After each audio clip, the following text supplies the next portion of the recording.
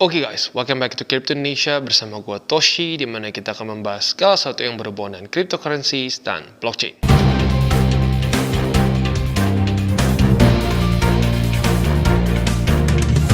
Oke, jadi pada hari ini guys, kita akan membahas dan mungkin lebih tepatnya mereview mengenai satu non-custodial wallet baru yang bernama Arctic Wallet. Ya.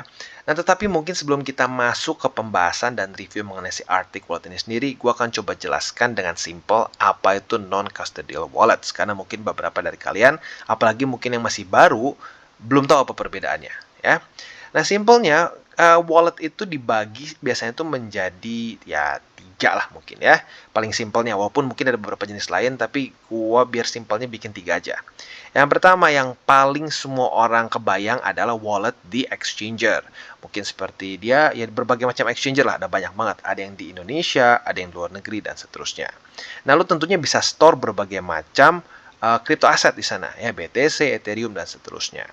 Nah, tetapi seperti yang kita tahu, kalau kita menggunakan wallet exchanger, ya, andaikan exchanger itu terjadi sesuatu, contoh yang paling masih fresh di otak kita adalah FTX. Buat lu pengguna FTX dan lu punya dana atau punya kripto di sana, ya otomatis saat FTX-nya bangkrut seperti kemarin, dananya hilang, gitu, ya. Nah, itu dia makanya kenapa ada non-custodial wallets. Contohnya apa sih selain Arctic ini? Ada macam-macam ya. Yang paling udah lama tuh MetaMask ya. Lalu ada Trust Wallet. Intinya, semua crypto aset kita keamanannya diatur oleh diri kita sendiri karena seed phrase-nya dipegang oleh kita ya. Nah, tentunya ini membuat kita jadi ya dalam tanda kutip lebih secure ya. Jadi gua sarankan sih semua orang punyalah minimal satu non custodial wallets. Gua pribadi pakai Trust Wallet ini dan si Arctic Trust Wallet dan juga MetaMask ya. Dan nggak ada salahnya kita punya ya. Jadi buat lo yang belum punya mungkin bisa pertimbangkan ya. Nah, tapi sebelum kita masuk ke reviewnya seperti biasa gua akan disclaimer dulu bahwa semua konten dari TC ini bukanlah financial advice dan lebih ke edukasi tujuannya ya. Nah, tanpa lama-lama lagi langsung kita masuk ya. Nah, jadi tentunya itu tadi hal yang bagus ya untuk non-custodial wallets ya. Dan gue sarankan semua orang pelan-pelan pelajari dan punya. Nah, tetapi seperti yang kita tahu juga, non-custodial wallets ini ada sisi ya bukan negatifnya ya, tapi lebih ke negatifnya diri kita sendiri. Kalau kita pelupa atau kita nggak terlalu ngerti teknologi gitu ya. Nah, tiba-tiba kita lupa password dan lupa seed phrase. Itu sering terjadi kan? Ya, buat orang-orang yang nggak terlalu teknologi savvy, seringkali Facebook aja lupa kan secara password. Nah, maka dari itu gue sarankan hati-hati, pelajari baik-baik, dan dicatat dengan baik semua password dan juga seed phrase-nya. Karena seringkali terjadi ya, saat orang-orang yang mungkin masih baru ya, buka non-custodial wallets, ujung-ujungnya mereka nggak bisa akses lagi. Lupa seed phrase, bahkan nggak tahu apa itu seed phrase. Nah, jadi itu salah satu resikonya. Nah, selain dari itu juga kalau kalian pakai wallet ini di sembarangan tempat gitu, main dikonekin ke misalkan ya beberapa DeFi project yang nggak jelas, atau kesannya masukin ke beberapa website yang shady, itu juga ada kemungkinan seed phrase kalian bisa bocor. Apalagi ya kesannya simpelnya kayak phishing lah gitu. Jadi ya itu beberapa sisi negatifnya. Tapi selama lo pelajari dengan baik dan menjaga seed phrase kalian, harusnya aman ya. Oke, nah sekarang seperti yang kita bisa lihat, si Arctic Wallet ini masih cukup baru ya. Dia baru dari 2022 dan ya otomatis baru berjalan menuju setahun ya, masih sangat baru. Nah, kenapa makin banyak non-custodial wallet selain dari MetaMask dan juga Trust Wallet? Nah, tentunya salah satunya adalah karena UI mereka yang mungkin sering kali dianggap kurang newbie friendly ya, atau mungkin bisa dibilang ya nggak terlalu user friendly aja in general ya. Nah, kalau kita di sini si Arctic Wallet ini cenderung lebih enak dan lebih user friendly dan lebih enak untuk dipandang ya. Nah, kita sebentar lagi akan masuk ke bagian si Windows-nya ya, atau yang versi Windows. Tapi buat kalian yang mungkin menggunakan produk Apple, bisa juga menggunakan si macOS di sini. Buat yang Linux juga ada, dan buat di Android sekarang udah bisa kalian download. Jadi mungkin buat lu yang semua non-custodial wallets-nya itu di HP, bisa juga kalian download. Tapi untuk sekarang baru di Android saja. Ya, nanti untuk iOS mereka rencananya akan update secepat mungkin ya. Nah, jadi tanpa lama-lama lagi langsung kita lihat dulu yang versi Windows-nya seperti apa. Oke, jadi ini dia Arctic Wallet versi Windows. Sebenarnya sih nggak akan terlalu beda jauh ya dibandingkan dengan yang versi macOS, yang Linux juga ya akan kurang lebih mirip-mirip seperti ini ya untuk yang versi desktopnya kesannya. Untuk yang Android otomatis akan lebih berbeda ya. Dan sekali lagi untuk yang iOS masih dalam perjalanan. Jadi buat lu para pengguna Apple bersabar sedikit ya.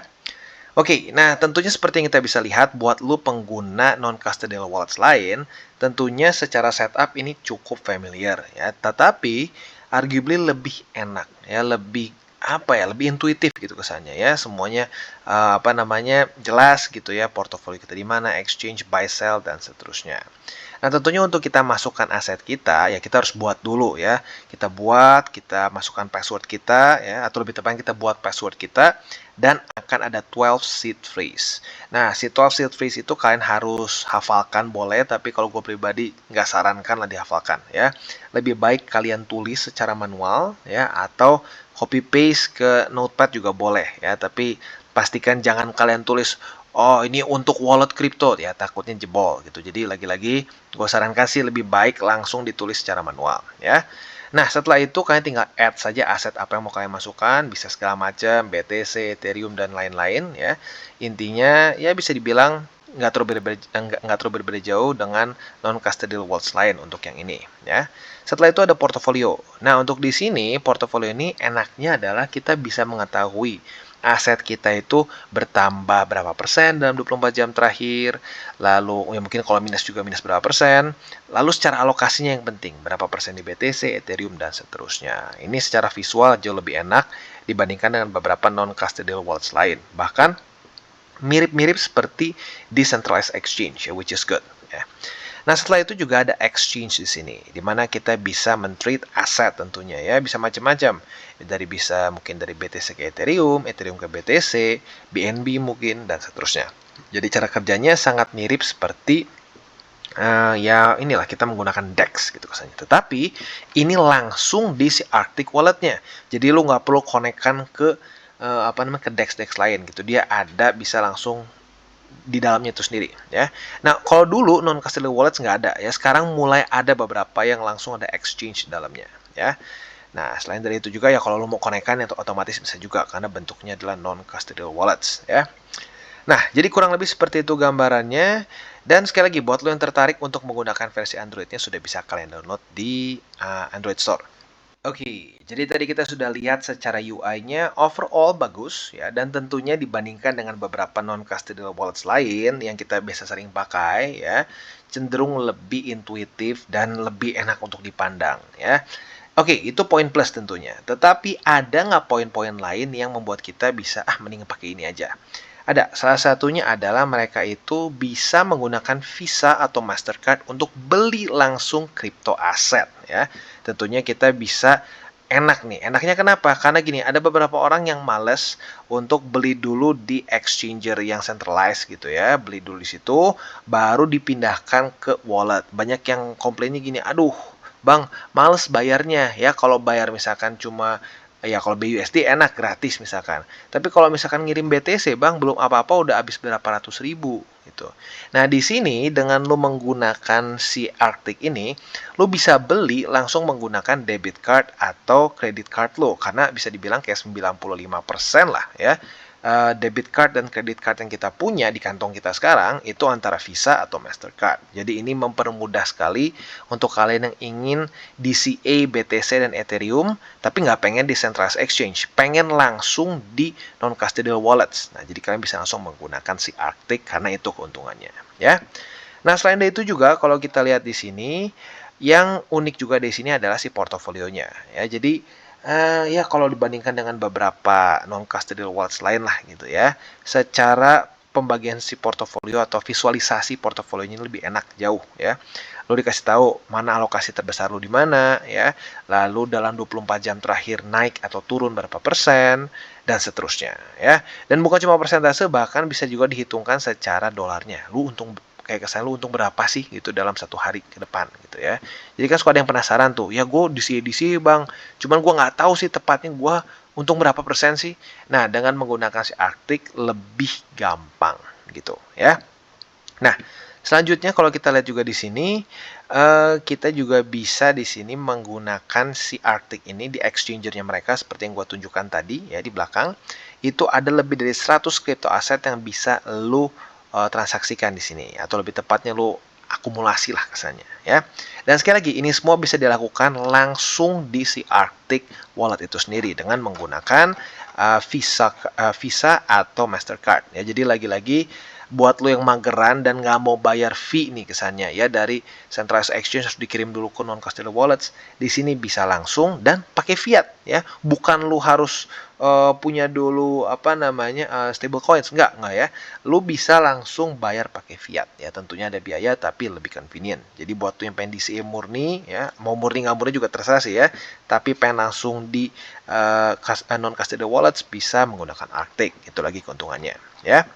Nah, selanjutnya kalau kita lihat di sini juga apa namanya support dia ini dia mengklaim bahwa lo akan mendapatkan langsung jawaban atau bantuan dari semua permasalahan gitu ya kalau sampai terjadi sesuatu dengan wallet lo ini di bawah dari 3 menit, which is good ya, dibandingkan dengan yang lain-lain ya minimal, tapi ini masih baru klaim ya, gue sendiri belum pernah coba karena belum pernah ada masalah sih spesifiknya ya. Nah, jadi ya apa namanya ini mungkin lo harus coba dulu ya, lo coba nanti kalau sampai ada masalah cepet nggak nih ya. Nah, selain dari itu juga kalau kita di sini evolusi mereka udah lumayan ya, dari 2012 itu sudah banyak update ya. Dia sudah ada support AVAX ya, dia sudah bisa menggunakan apa chainnya si AVAX, udah juga di sini dia TRX support, dan juga sudah bisa ada BRP20, SOL, ERC20 dan TRC, which is basically buat semua lu yang pengen ya di exchange bukan exchange, so di chain gede udah ada semua di sini. Dan juga seingat gue di sini sudah bisa taruh NFT juga ya, which is good ya.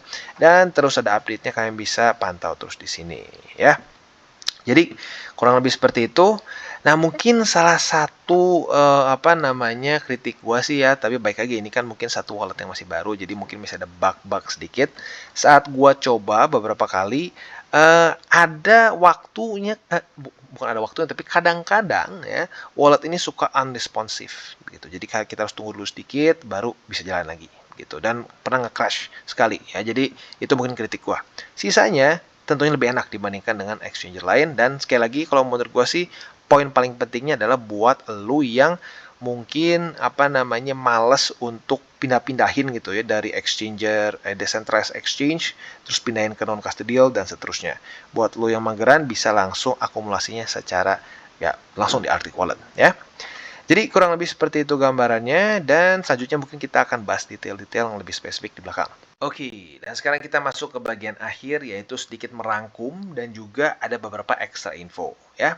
Nah, jadi seperti yang kita bisa lihat di sini, misi dari si Arctic Wallet ini sendiri menggabungkan antara si convenience dan versatility dari desktop wallet dengan reliability dari cold wallet. Mungkin lebih tepatnya bukan cold tapi hot ya, karena kalau cold itu lebih ke ledger, trezor dan seterusnya. Ini lebih di kelasnya hot wallet karena dia selalu online ya, berarti ya sejajar dengan Trust Wallet, MetaMask dan seterusnya ya. Nah, selanjutnya value mereka yaitu reliability, privacy, dan community. Ya, jadi yang penting sih mungkin privacy ya. Arctic nggak punya akses terhadap user fund ya, karena lagi-lagi semua private key-nya kita yang pegang dan mereka nggak backup files, nggak backup juga other data. Dan yang mungkin sekarang jadi plus point lagi adalah mereka nggak perlu KYC. Seingat gua sekarang MetaMask harus KYC itu, which is quite annoying ya. It defeats the purpose of ya being non-custodial wallet sebenarnya ya. Nah, untuk Arctic nggak ada seperti itu ya. Privacy menjadi salah satu hal yang penting buat mereka. Nah, selanjutnya kalau kita di sini juga mereka ada yaitu apa namanya portofolio juga. Dan selain dari itu juga ya buat yang sebenarnya tadi gue nggak bisa kasih lihat saat gue lagi nge-setupnya. Nanti lo akan ada 12 seed freeze, jadi otomatis benar-benar lo yang pegang semua si private key-nya. Ya, otomatis lebih nyaman ya. Nah, selain dari itu juga kita bisa di sini mereka mensupport lebih dari 25 chains dan juga ada 100 aset yang kita bisa tradingkan di sini secara langsung. Nah, selain dari itu juga ada 15-minute exchange rate yang memastikan kita mendapatkan the best rate among dari 7 liquidity providers yang ada di sini ya. Dan support mereka ya mereka mengklaim akan di bawah dari 3 menit ya, which is quite fast untuk di dunia kripto ya. Dan selanjutnya juga yang nggak kalah penting dan menurut gue ini main selling point mereka, yaitu lu bisa beli kripto ya secara langsung tanpa harus menggunakan stablecoins dan seterusnya ya. Jadi lu bisa langsung menggunakan Visa dan Mastercard ya, dan which is itu 90 mungkin 98% maybe ya dari semua credit card dan debit card itu menggunakan Visa dan Mastercard, alias lu semua bisa langsung beli secara langsung di sini, nggak perlu kirim-kirim lagi dari centralized exchange ke si wallet non custodials ya. Dan kurang lebih seperti itu gambarannya. Selanjutnya nanti mereka akan ada security audit dan seterusnya, dan nanti akan kedepannya bahkan ada staking juga, which is really cool ya. Jadi kurang lebih seperti itu gambarannya. Ini adalah tim dari mereka. Buat lo yang pengen pelajari bisa ada di bagian ini mereka sebenarnya ya. Di about us-nya mereka nih. Lo bisa pelajari siapa CEO mereka, CTO mereka, dan seterusnya ya. Jadi kurang lebih seperti itu gambarannya. Dan buat lo yang pengen dapat info paling baru mengenai Arctic ini, lo bisa follow juga di Twitter mereka, yaitu di @arcticwallet. Arctic_wallet ya. Nah, di sini lo bisa lihat semua apa saja kegiatan baru yang ada di sini. Jadi kurang lebih seperti itu review gue mengenai si Arctic Wallet. Sekali lagi secara UI-nya oke ya. Dan gue suka juga buat orang-orang yang para mageran nih ya, yang aduh males lah bayar fee-nya dan lain-lain dari exchanger yang centralized ke non-custodial wallets, lo bisa langsung transaksi menggunakan Mastercard dan Visa Card kalian ya. Nah, dan selain dari juga dari itu, yang gue suka juga adalah ya UI-nya. UI-nya cenderung lebih intuitif dan lebih user-friendly. Tetapi, seperti yang gue bilang ya tadi di depan, kritik gue itu adalah dia ada beberapa kali crash. Ya, saat gue lagi mencoba untuk akses si wallet gue ini beberapa kali crash dan unresponsive. Tapi ya lagi-lagi seperti yang kita tahu, si Arctic Wallet ini masih cukup baru. Ya, seperti yang kita bisa di sini dia baru dari 2022. Maka ya belum setahun. Tetapi overall cukup menarik. Ya, jadi buat lo yang pengen coba silakan, monggo ya. Tapi otomatis jangan masukkan semua portofolio lo ke sini, karena gue pribadi pun gue pecah-pecah. Ada beberapa yang di centralized exchange, ada beberapa yang di Trust Wallet, ada beberapa yang di MetaMask dan seterusnya.